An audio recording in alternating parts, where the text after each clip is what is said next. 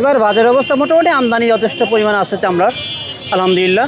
কিন্তু বাজারের যে অবস্থা আসলে আমাদের এই যে চামড়া যে ব্যবসাগুলো, চামড়া যে রেট বা দামটাগুলো আমরা পেয়ে থাকি অন্য অন্য বছরের তুলনায় এবার সরকারের হবে যেভাবে রেটটা দেওয়া আছে সেই রেট অনুযায়ী মোটামুটি আমরা পেয়েছি, কিন্তু আসলে ওই হারে এখনও পাই নাই, আমরা পেতে পারছি না। আমরা আসলে ভুক্তভোগী এখান থেকে। আর আমরা আসলে এই চামড়ার যে এই সিন্ডিকেটটা, এই সিন্ডিকেটের আওতায় পড়ে আমরা আসলে সেইভাবে মূল্যটা পাই না।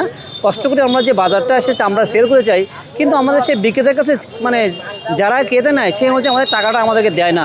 যে রেটটা মানে প্রচলিতভাবে বেঁধে দিয়েছে আমরা সেইভাবেই মানে কেনাকাটা করছি, কিন্তু চামড়াতে কিছু ত্রুটি দেখা দিয়েছে। আপনার এই যে করোনা ভাইরাস ল্যাম্পিস যে অসুখটা হয়েছে, এই কারণে একটু আমাদের সমস্যা হচ্ছে। চামড়া মানে আপনার যেটা সরকারের বেঁধে দেওয়া দাম, এই দামটা দিতে আমাদের একটু সমস্যা হচ্ছে, কারণ ওই চামড়াগুলো আমাদেরকে বিক্রি করতে হয় কেজি হিসাবে।